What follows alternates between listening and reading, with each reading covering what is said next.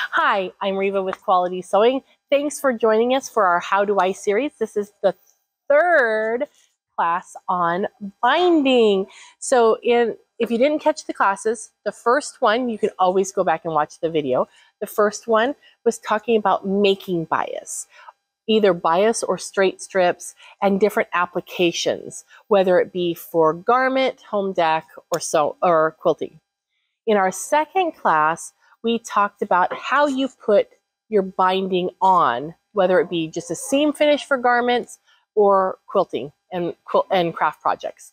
So then we also talked about using specialty feet. In this class, we're going to have lots of fun. I call it a class. In this How Do I, we're going to have lots of fun because we're going to talk about attachments, using attachments to put binding on. And then as a special request from last week, we're also going to talk about doing a self-bound quilt project where you take the back and wrap it around to the front and you have, boom, it's done. Okay, so we're going to talk about that as well. So let's talk about why you might want to use a binding attachment. These are designed very, very nicely to work with quilts and thicker layers of fabric. There's more space for your fabric to go through and for all the layers with the batting. If you remember, if you watched last week's How Do I, there's one foot we use that really is made for one layer of fabric, and that's the bias attachment or the bias foot, right? Then there's an adjustable bias foot that it has a little bit more play and you can get some thicker stuff in it. But they're really still not made for really thick fabric. So that's where these binders really come in handy. And if you have a Janome or a Bernina, a Pfaff, a Viking, there's binding attachments. So it's not just the Pfaff that I'm on today. So look contact our store, look on our website, and you're going to find different attachments for different types of machines. And then if you don't see your specific model, it just might be that we didn't list all of them. So just give us a call. And if you want to watch this again, or if you want to watch any of the other How Do I's that we've had, you can always check out our website at qualitysewing.com, our YouTube page, and you're on Facebook. So, okay. All right. So this is what we're going to look at. We're going to start with the standard quilt binder. And what this does is it takes your strips of fabric, and this is what's beautiful about it. You take your flat, just cut strip of fabric, and it's going to, let me get myself a little bit, it's going to fold it in half for you, and then also will fold in your raw edges into the middle and fold it in half and go around your quilt edge. I know, it's like magic, right? I love this thing. And I really enjoy using the binding attachments because they're attached to the bed of the machine, and so they don't have really any play in them. So I find personally that they're very stable and very consistent. Okay, now let me show you what I've done here. I have this really amazing tool right here. You might recognize it. Yeah, it's a toilet paper roll, but don't tell anybody, okay? But I actually, at home, I do prefer to use something a little bit firmer, like the core from a nice wrapping paper or something like that. But I will roll up my bias or my strips. A lot of times I just use straight a grain because I'm just going around a square, okay? And if you want to know reasons for bias, again, that's the first video. So I just do straight strips, but as soon as I cut out my quilt, I'll cut out the strips for the binding. I stitch them together, and then I will put them on a little roll, and then I set it aside so when I'm done with the quilt, I'm ready to go, and I don't have one more chore I need to do before I put the binding on. So now let's talk about that for a minute. There's a couple other reasons that I found that having it rolled up like this works really well.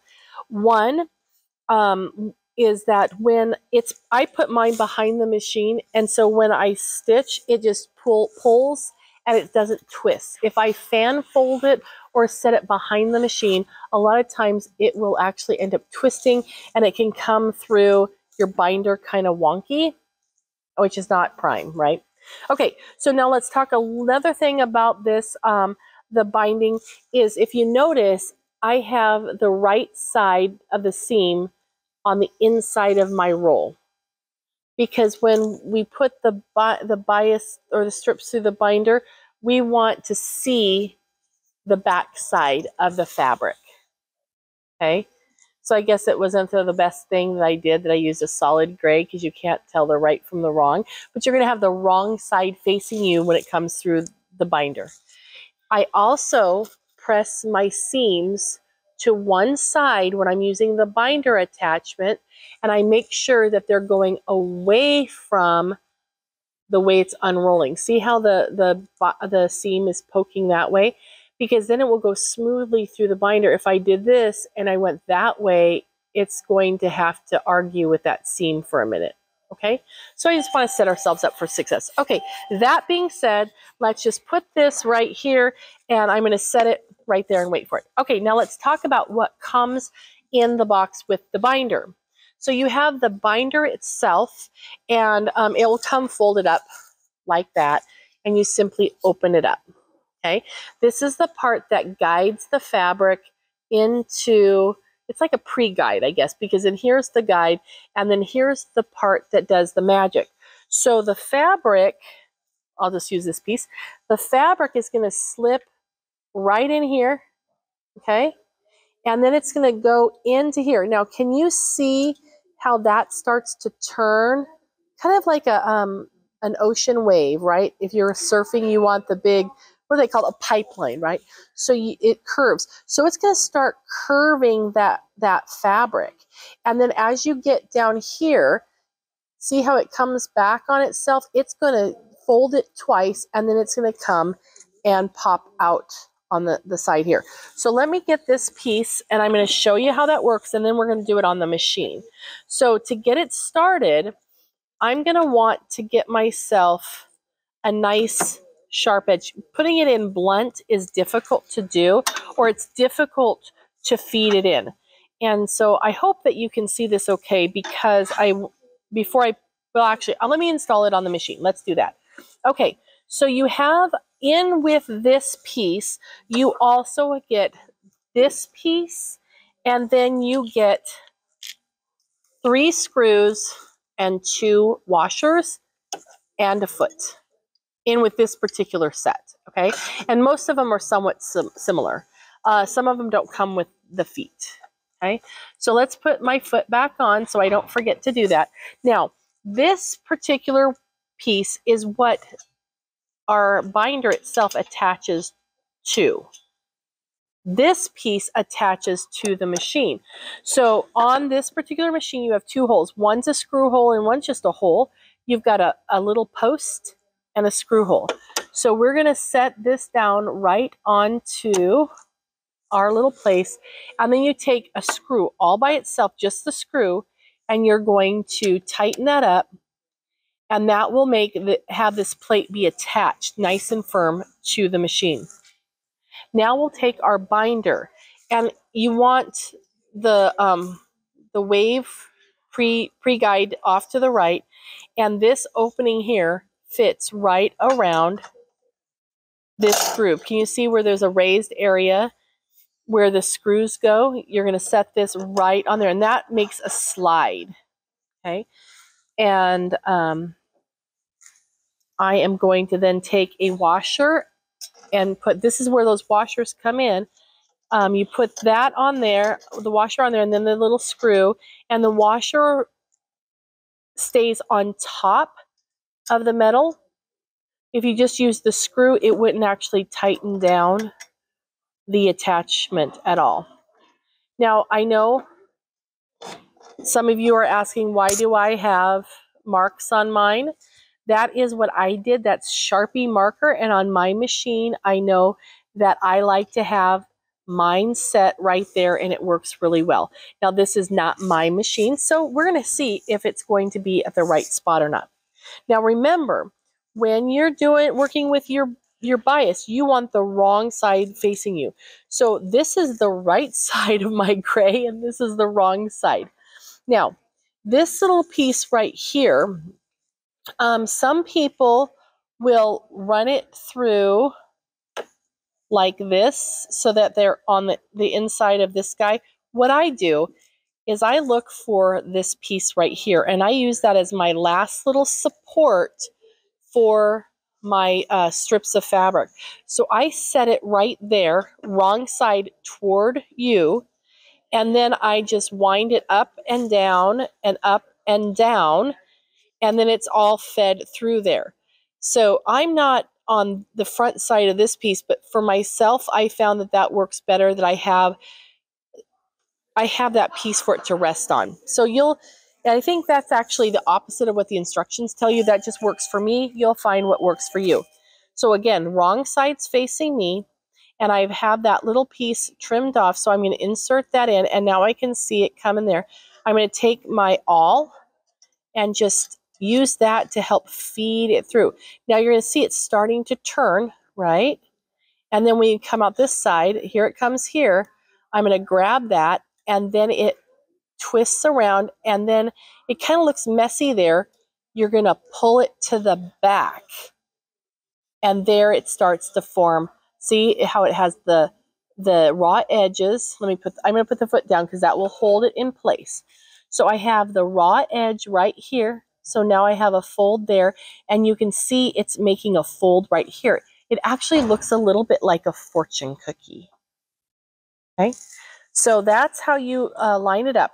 So you've got your binder is parallel with the front of the machine, and then the piece that we just pulled out here comes 90 degrees back. And I'm going to put my foot down, and I don't know if you can even get up there, Carrie, and take a look right here. Can you see this little spot right here? And maybe from your angle, you're not going to be able to see. But here's the flange that's on the side of that foot. I want the fold to come at a 90-degree angle. And right now, it's actually leaning. So I want to loosen my screws in the front. And I'm going to slide it over until that is straight. Okay? I'm not worried about where it is over there just yet. Okay. So now, here's the important part. We want to test it out. So I'm going to take a scrap of fabric, and you really want to use a scrap of fabric. Actually, I'll do this. You want to use a scrap of fabric that's similar to what you're going to be working on, because the thickness of the fabric you're working on is going to make a difference, right? Okay, so I'm going to now put my foot up, and I'm going to find that little spot where the fortune cookie is open, and I'm going to slide this in so it's underneath the needle. Now I'm not doing binding right now. I'm just testing the stitch. So, and I'll give it a little tug from the back. We'll put the foot down. Okay, now I see that, if you come look at this side, there is a little bit of poof coming out on this side. So it's overflowing. So now I've got it too far to the right. So now let's fix that. Raise that up. Give that a little pull there. That should do it. So now let's just stitch and see if that is feeding. Okay, it's feeding nice. Look at how it's staying right along that part of the foot right there. I do like to use needle down when I'm doing this, but I don't know if you can see that. Hopefully you can see that. It's feeding nice. I'm completely ignoring the fabric because I know it's going to unroll off of my fancy dancy little thing there. Okay, now let's talk about the needle position. Right now, it is hitting a good, well, not quite a quarter, just shy of a quarter of it. It's too far to the right, correct? So I'm going to move my needle position to the left and get it where I'm happy with it. I might want to go over 1 or 2 more. There we go. I like that. Okay. So now we can just sew. And now let's take a look at how that looks. Now, whenever you are done sewing and you still want to leave the binder on, pull to the back, put your foot down so it holds it in place, and then you can do what you need to do. Oh, I love this. Look at how nice that looks. Doesn't that look great? Okay, let's check the back and make sure it worked. Ooh, it worked on the back too. Now, since it barely hits, it did do good because it did catch, but it almost didn't catch. So I'm actually going to move the needle back over one spot to the right. Okay. All right. So we've done our tests. We're pretty good with that. We're happy with that. So now we're going to start doing our stitch around. So again, when you're doing something with any type of binding, it's best to start when you're not smack dab in the middle. You don't want to start at the top of your project in an obvious spot. I usually, for me, habit, I choose the right side of the project about 2/3 of the way down toward the bottom. Okay, so I'm going to start sewing right here. This is obviously not a real project. It's really tiny, but that's where I'm going to start. So I'm going to go ahead and I'm holding the fabric in the back too, just so it doesn't, I want to make sure I get everything in there. And you can slide it in and then kind of get it positioned how you need it to be. Okay, I got to get him in there back there. Oh, there he goes. I was not in that fabric. Okay, now it's in, so I can put my foot down. I was pushing. That's the other thing. Make sure you're not pushing left or right on anything. Okay, so now I can go ahead and start sewing. Now, we're going to turn a corner, and I know a lot of you have asked, how on earth do you turn a corner with a binder? So I'm going to stitch all the way to the very end of my fabric. Make one more stitch. Now you can do a reverse stitch or a lock stitch or anything if you want to. And then I'm going to use my thread cutter. It cuts the thread, the foot rises for me. Then what I'm going to do is, just like I said a minute ago, I'm going to pull it to the back, and I pulled quite a bit, right? And then I'm going to put my foot down to hold it in place. Then I bring the binding to me. Now, I'm going to flip it over to the back side. And if you're working with a full quilt, you might just tip it, you know, and peek. I usually will trim my threads off right up front and ignore that. I obviously pulled, just pretend that's not there. Okay, so now to turn the corner, what I do is I take my Quilter Select glue stick, and this is a fast drying fabric safe glue, and it goes on really bright. And I'm going to put a little bit into the binding and then put some down within the seam allowance on the back side. Flip it back toward the front. I'm going to take and kind of crease the binding a smidge in the center and turn that corner. And I can feel that the quilt has gone up into that fold. And let's take a look at the back side. And there I've got a nice little miter. I'm going to hold it there for a second. It's really fast drying. It doesn't gum up the needle, which is nice.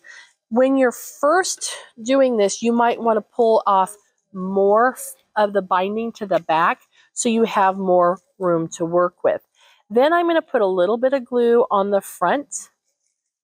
And then I'm going to make sure that my miter looks nice here.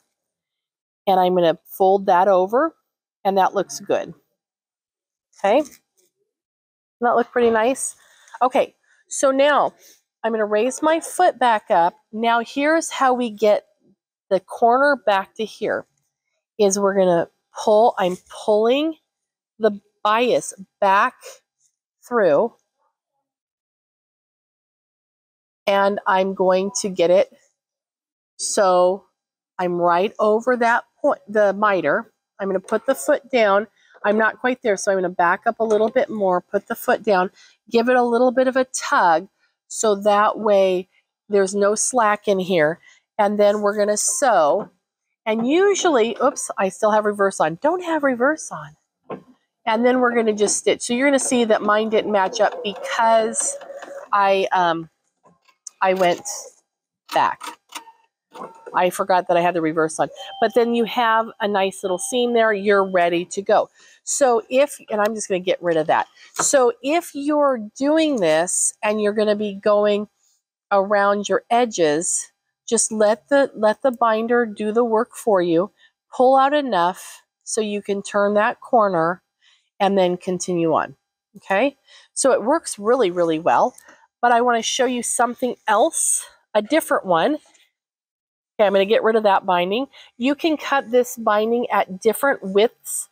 So you can cut, I have it written on my box so I don't forget. You can do from 1/2 inch wide up to 1 3/4 inches. Okay, so let's look at something else we can do. In fact, I'll just do it to this. Since it can do the little stuff, I have found that you can use fold over elastic.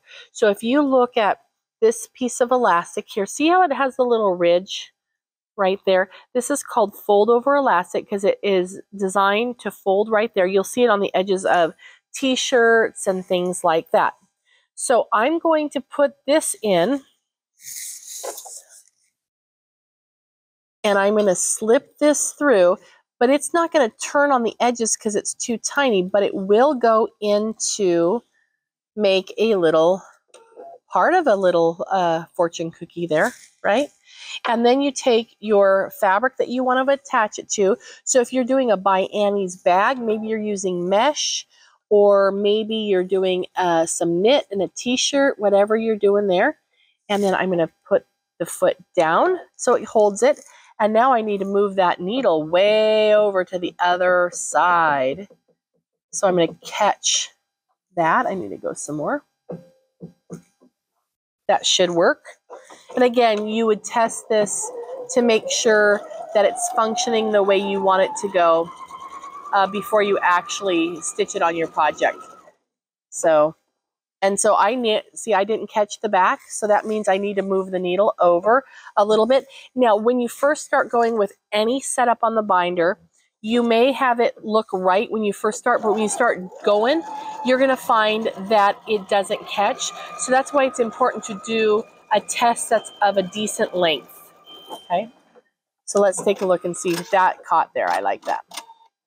So now you have this really cute, perfectly straight, fun edge, and it caught nicely on the back. Okay, so that's how you would use that for something else.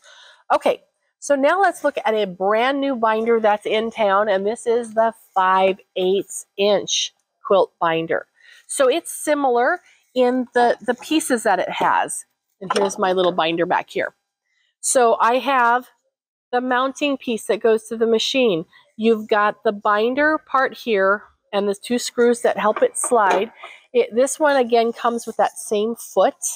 So I'm not going to change the foot because, hey, I already got the same, the 1 foot on. I'm going to take off the one binder and we're going to put on the different one. And then I'm going to tell you why on earth you would want this one. Okay. Or how to use it if you do already have it. Okay, so the first piece of binding we had, remember it sent it through, took a flat piece, sent it through, it curved the edges, and then it folded it in half, right? This one's different because it starts with a folded piece of fabric. So this is a 3-inch wide strip of fabric that has been folded in half and pressed well, actually. And so I'm going to take my little piece here. Now, here's something to know about this. This binder will fold the raw edge in. So here's my 2 raw edges. It will fold it in like this. Then it folds that in half. So it's like doing thirdsies, right? So it folds in the raw edges. Then it will fold it in half. And it works by folding the raw edges on top. Okay, so when you feed this in, I'm going to do it the same way that I did the other one. Just whip that through there. I have the raw edges up on top. Now, to help this get fed through, I folded it in half again with the raw edge to the folded edge. And I'm going to make a nice little cut so I have a point. And you can see, remember, it's double layers. Okay, so you're going to slip this one in the same way that we did the other one. Okay. And then when you get here, you can grab it. And then this is the same as the other one. There's this little tab right here.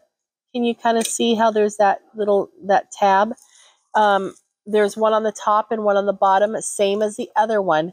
That's what helps it go to the back. So I'm going to just pull that to the back and let's put the foot down. So now you can see here I have the folded raw edge. Here I have no fold at all. because that's the pre-folded side, and we have our fortune cookie. So it's like we have half of a fortune cookie, okay? All right, so with the reason why this one would be good to have is because if you're doing bias and you're doing something that's going to have maybe a lot of handling and washing, well, you might want to have the 2 layers of fabric there so it's more resilient, okay? All right, so this one, you don't have to worry about having right sides or wrong sides towards you because the wrong sides are pressed in. Okay, I'm just going to shimmy that until I get my fabric into the right place, and then I'm going to put my foot down, and I have my needle way over to the right because that's what I was doing for that elastic, and I'm going to move it back over. And then I'm going to stop right here because I'm thinking that that may adjust. So remember, you're going to do your test. And see, as I start going, the fabric kind of naturally folds and kind of goes back to the right. So that's why it's important to do, I would say, at least 12 inches at a moderate speed to make sure that the thread is tracking where you want it to go. So I will move it over just a little bit more. And we're going to do another corner here. So I'm going to come up to the corner and I'm going to stop right at the end, cut my thread, and then I'm going to pull this to the back. I'll give myself more tail this time. And usually what I actually will do on both of the binders, let me tuck that. See how that was coming undone? I usually put tension. That's why I put the foot down. Now, before I start making my my mitered corner, and I didn't show you this before, I want to kind of love the creases into that. So I finger press just so I know where my creases are supposed to be. And I find it really makes me feel better to really know where that corner crease is. Because when we fold it and turn it over, this raw edge needs to go right up against that fold. Okay? So I'm going to take it and tip it. I got caught on the binder there. Tip it. And I can see, you probably can't, but I can see my fold, I can feel my fold, and I want to make sure that my fabric is in that fold. If you have it too far, the quilt too far that way, you're going to get something that looks wacky like that. If it's too far down, it's going to be, it's going to fold weird. So I try to just make a nice flat fold right into that corner, and I pinch it to hold it. I'm going to flip the back over. Again, if you're doing a whole quilt, you're not going to be able to flip the whole quilt over. And then one thing I didn't do, which I do try to do, is snip off those threads to get them not to be an issue later. Okay, so now I'm going to hold that right there, get my glue stick, put a little bit on the binding and the rest in the seam allowance. And again, this glue dries really fast and it just doesn't gum up the needle. So then I'm going to hold it in place just for a second. Okay, now it's stuck. I'm going to be gentle with it. I don't want to manhandle it too much. Then I'll turn it back this way.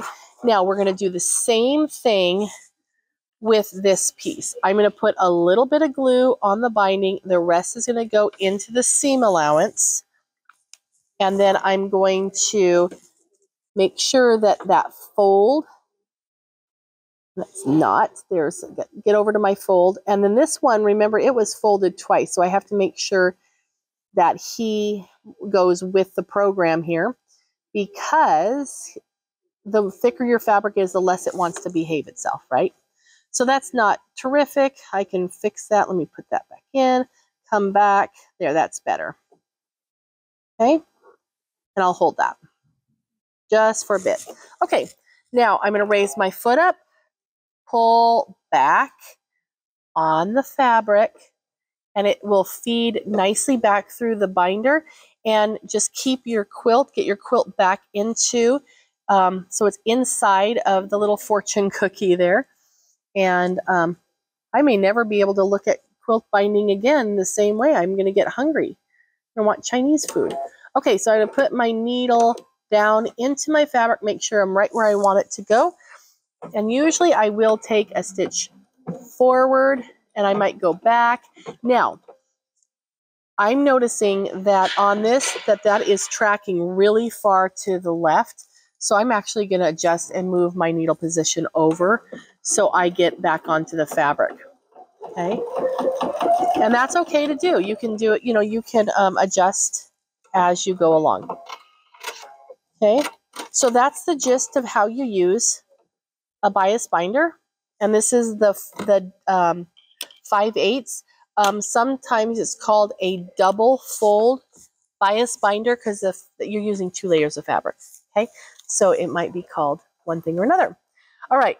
So one thing to know when you're done with your binder and you have your 2 pieces of fabric and you've put the ends together and you need a stitch, just leave this foot on because you could put the edge of your fabric right up along it and you can just stitch the part that's left open. Okay. All right. Now, let's talk about self-bound. I'm going to take this foot off and put the regular sewing foot back on so that way we've got something normal, right?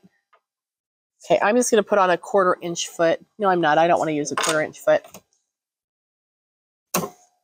Okay. Put the regular foot back on. And I would usually use the 1A foot that has dual feed, but I don't have that right here, so that's fine. Okay, so let me show you an example of self-binding. This is a little project that I did, that I bound here, and it's the same fabric. The backing has wrapped around and is the binding as well. So this is great for a baby quilt or a fun little fast project. I use this a lot when doing table runners and things like that. Okay, so let's show you how that's done. You're going to have your quilt project. The blue is our quilt. I've got my batting and everything there. When you're done with your project, put it out on your cutting table and true it up and make sure it's square. Then you set it on top of your backing fabric, which is done here. Okay, I just set it on there. Then I went around the outside and I cut 1 inch away from the raw edge of the fabric. So there's a 1 inch border there. There's a 1 inch border there. 1 inch, 1 inch. I hope that makes sense. It's not hard math, it just is. Okay. Then, since you have that inch there, this is so easy. All you do is take the raw edge and fold it toward your batting. Give yourself a little tiny bit of a gap, like a 1/16 of an inch, because it needs to be able to turn up and over. Okay, so you need the space to get up over your batting and back over. So just fold it toward the raw edge and press, and then do it again and press again. So you've got these wackadoodle little, see the little, makes little squares there? Okay, now let's figure out what to do with those. That's where tools come in. My daddy always said if you have the right tool for the job, everything is easier. That's where this is really cool. This is the quick, easy miter binding tool. Okay, now how this works, I'm going to set that down. This one's mine. So how this works is you're going to need a marking tool and a flat surface. So what you're going to do is you have this all pressed, right? You fold it in both sides. Everything's ready to go. Then you're going to open this up, okay? And you're going to take this and line up, see the square right there? You're going to line that up with the edge of your quilt, okay? Not your binding, you line it up with the edge of your quilt.